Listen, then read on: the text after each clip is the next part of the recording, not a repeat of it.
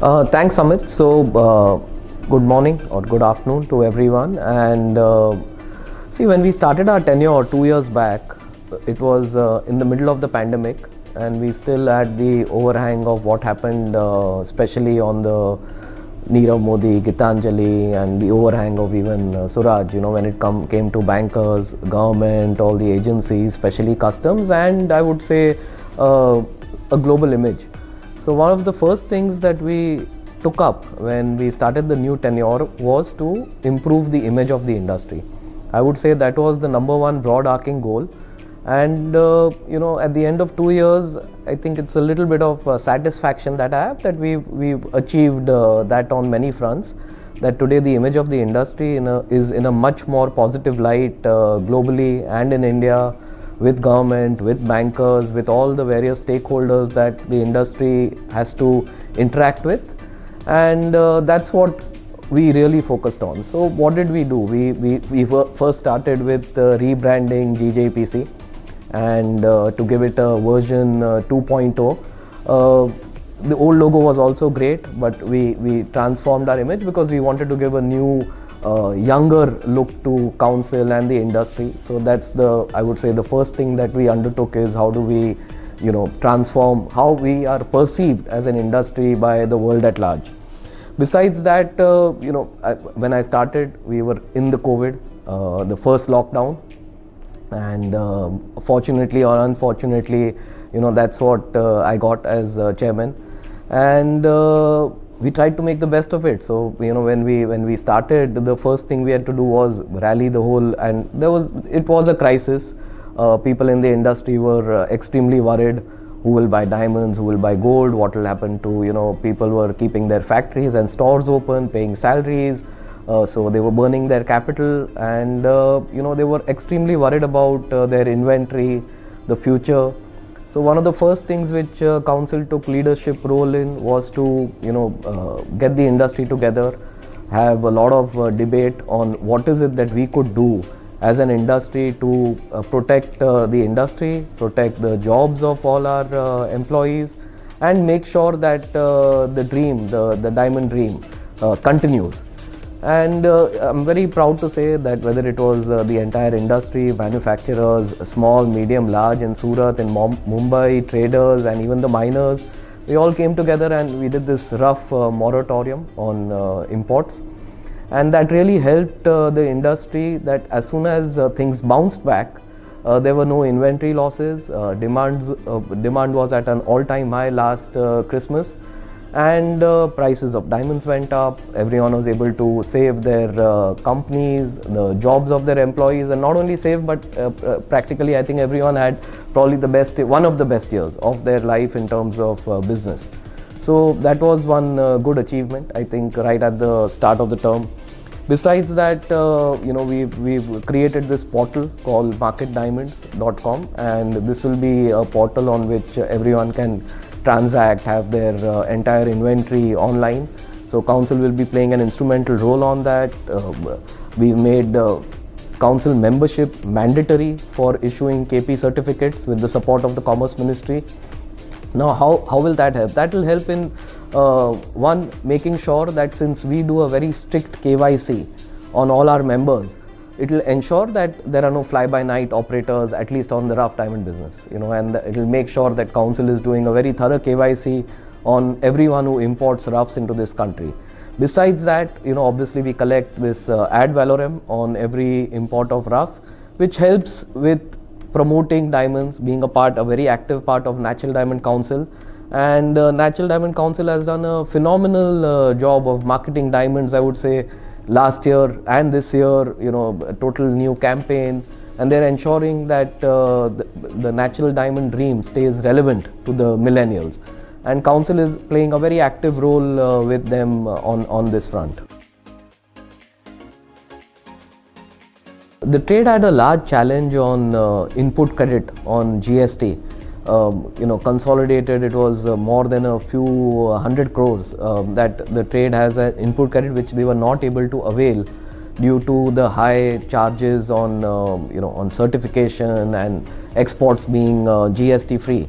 So one of the things that we did is again getting the trade together and recommending to the government to make the GST on diamonds to 1.5 plus from 0.25, and this has really helped the trade in utilizing their capital which was blocked, and it will ensure that they become revenue neutral in the long term.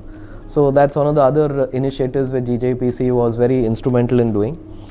On the gold front, several things happened in the last 2 years. So I'll elaborate a little bit on all of them.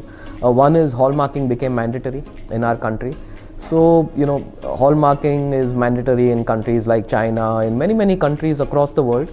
And one of the things which hallmarking has done in countries abroad, and now we even have our domestic experience, is it increases consumer confidence. And as more and more parts of the country are becoming mandatory, more hallmarking centers are being opened country in every district, and every retailer is advertising, promoting it. What has happened is the consumer confidence, especially in the millennials, has gone up, and we are seeing a huge boost happening in the everyday wear jewelry, especially on the millennials. Now, since mandatory hallmarking happened, the millennials have more confidence. We thought to amplify that and to ensure that the gold category, plain gold category, stays relevant in the years to come. We did this You Are Gold campaign with the World Gold Council, and I must say that the initial campaign which has been put together by WGC, Som and his entire wonderful team, has been very effective. And as we sustain and build on this campaign in the next few years to come, I'm sure that gold will continue to be a large category and not peter off as it has happened in several developed markets across the world. And that's another reason why Council really took this up in a very strong way, especially since hallmarking happened. Besides that, we've revamped the gold monetization scheme. One of the we have large reserves of gold lying in our country since many years, since probably a couple of thousand years, and an effective GMS scheme will make sure that our dependency on imports reduce, and we will have more gold being unlocked from our vaults, which could be reused in jewelry and could fulfill the wedding and investment demand in the country. As Council, we also have been working very closely with the Natural Diamond Council, David Kelly, Richa and her entire team in India and the US. As a lot of our members are the largest site holders, I would say, globally, and we do these monthly diamond review meetings, we get a lot of input from our diamandaires on what could be done to make the campaign more effective in US, China and India, which are the main markets for diamonds. And we are very happy to say that we work as partners with the NDC team in ensuring that the money spent is used effectively and ensures that natural diamonds stay relevant in the many years to come. Prime Minister's vision has been to make India's export $1 trillion. Gems and jewelry is a very integral and important part of this export basket. We are at $40 billion, and there is no reason why we can't be $70–80 billion in the next 3 to 5 years. But to achieve that goal, it is very important that our category gets preferential treatment, especially when India is signing FTAs with many countries, as our Commerce Ministry has taken that up on a very war footing under our very dynamic Minister, Piyush Goyal ji. And we are lucky that we were also part of many of the discussions which happened with the UAE and Australia. CEPA agreement got signed, the Australia FTA got signed, UK and EU is on the way, and we are in negotiation with Canada and US. These FTAs are really going to help our exporter get preferential access compared to China or Thailand or Italy or Turkey, most of our main competitors, and will ensure that our export keep on growing at a high double-digit rate. One of the sectors which has again in this last 2 years, which has jumped in a very high double digit from 100 million to a couple of $1 billion of exports this year, is the lab-grown diamond category. Now, in the lab-grown diamond category, India has the opportunity today, unlike natural diamonds, where we can control the growing of the rough, cutting and polishing of the lab-grown diamond, manufacturing jewelry out of it, and then finally exporting to retailers globally, either as your own brand or retail yourself. So this is one industry where India has the potential of being an end-to-end value addition, value creator, and capturing the entire pipeline. So further to that, and in our interactions with the Prime Minister himself and the Commerce Ministry and the Finance Ministry, the government has been extremely supportive in ensuring that this industry should be a classic example of Atmanirbhar Bharat and Made in India. So, we are in the process of finalizing a PLI scheme. There will be research and development for manufacturing the machine and the seed, which we are working very closely with IIT in India. We are also in the process of having a separate HSN code. Lab-grown board member seat was created on the council board. So from this next board onwards, there's going to be a permanent lab-grown seat. We have a lab-grown committee. We have more than 100 members now on lab-grown. They're also become an integral part of IIJS. So lab-grown has become an integrated part of GJEPC. And at the same time, we're also ensuring that natural diamond stays protected. Since Council has taken a leadership role in both these industries, we are going to ensure they both coexist, they both grow, and they don't eat into each other's share.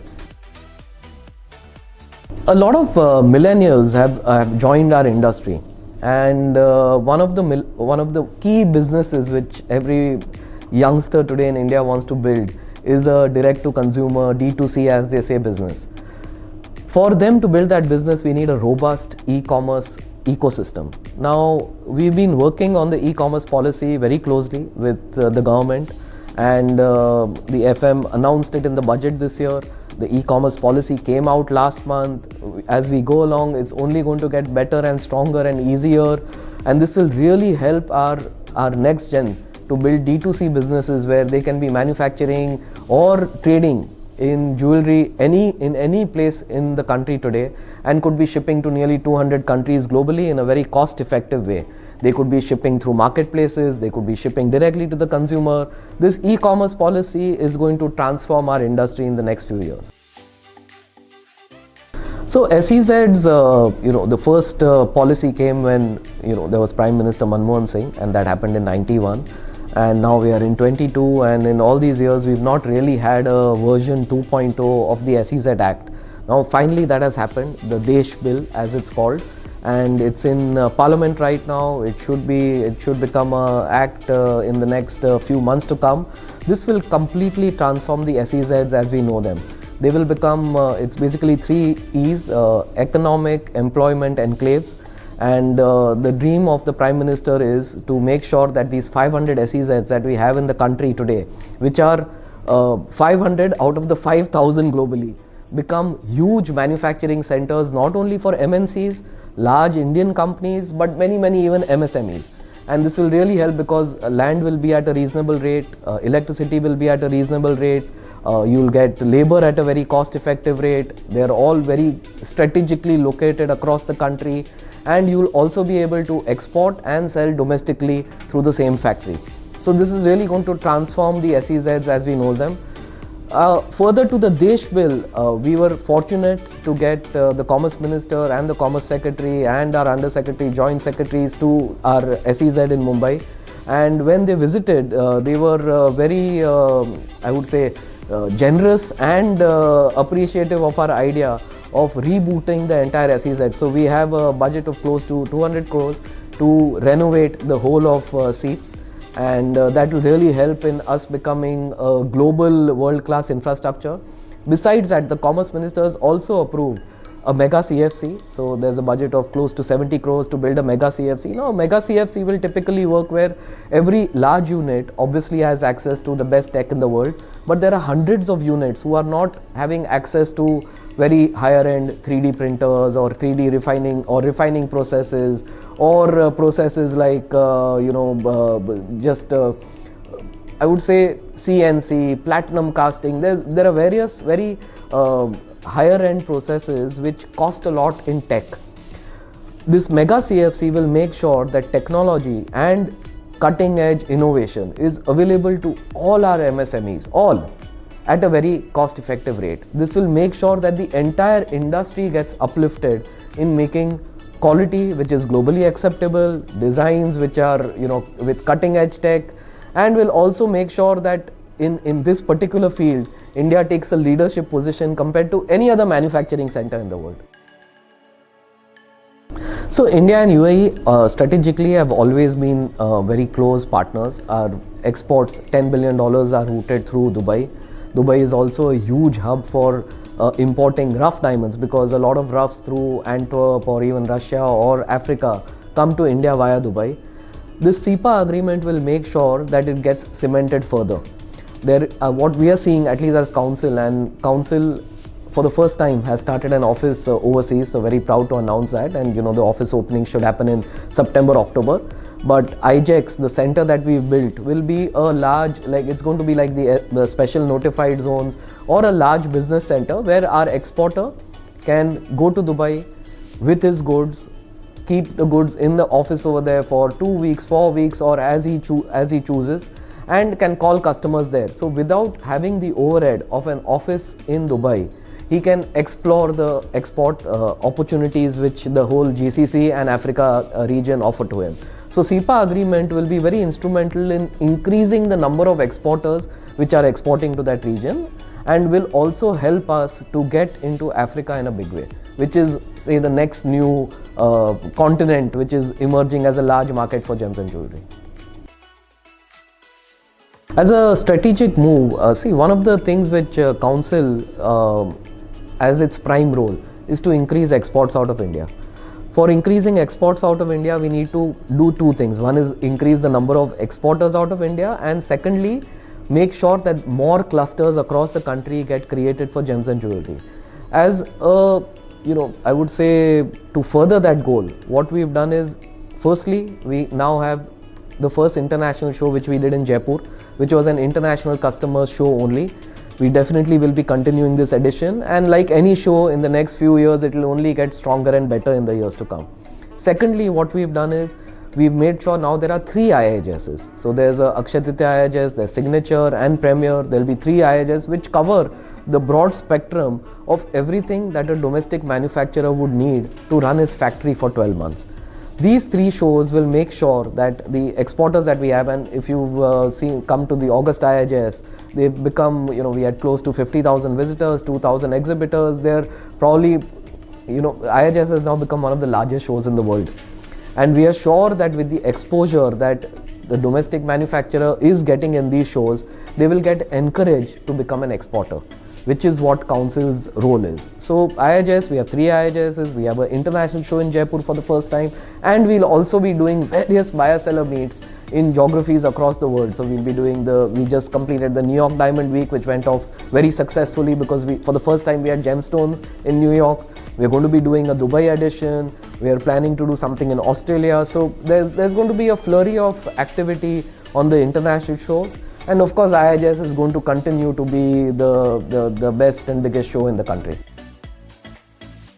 India has always been known as a low-cost manufacturing center, and I would say the last couple of decades, we've been extremely successful at building brand India globally as a low-cost center. But the future, like in any industry today, it belongs to design and tech. So furthering the design dream, councils become very aggressive on recognizing and ensuring that design talent across the country is nurtured, encouraged, could be made into entrepreneurs, and then eventually exporters, because that's where the value addition for the country is going to come from. To further those goals, we've made sure that artisan awards today have become bigger and I would say much more recognized globally. We get more than 500 applicants from various countries in the world, and this is ensuring that design talent is encouraged, and we are seeing new designers coming into the fray every year, and even the bar on manufacturing those designs is getting higher. So we're doing design awards. We've obviously on the CSR front, council continues to stay extremely active, because that's again one of our roles, to make sure that we're doing enough for the craftsmen, artisans who come into this industry and build their futures. Because one of the challenges we had seen is that we were losing the next generation of this artisan and a craft which has been passed over generations to other industries. So to make sure that artisans stay in this industry, we are ensuring through our IIGJs that they get proper education, there is reskilling happening, We are doing, we ensured at least in the COVID period that everyone got money in their pocket every month. So through all the various activities, we are ensuring that our craftsmen stay protected.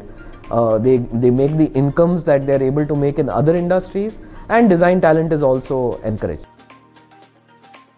My vision for the Indian gems and jewelry industry is to be a $100 billion industry in the years to come. It should be known as the gems and jewelry capital of the world. Today, when you think of cheese, you're thinking Switzerland. When you're thinking of wine, you're thinking France. So India should be known for gems and jewelry. I think that's our true opportunity. And it should be not only known for low cost, but it should be known for the finest design, the finest tech, the finest craftsmanship, and entrepreneurs and business people that they can rely on, depend upon, trust upon. I think that's my long term dream for our country at large.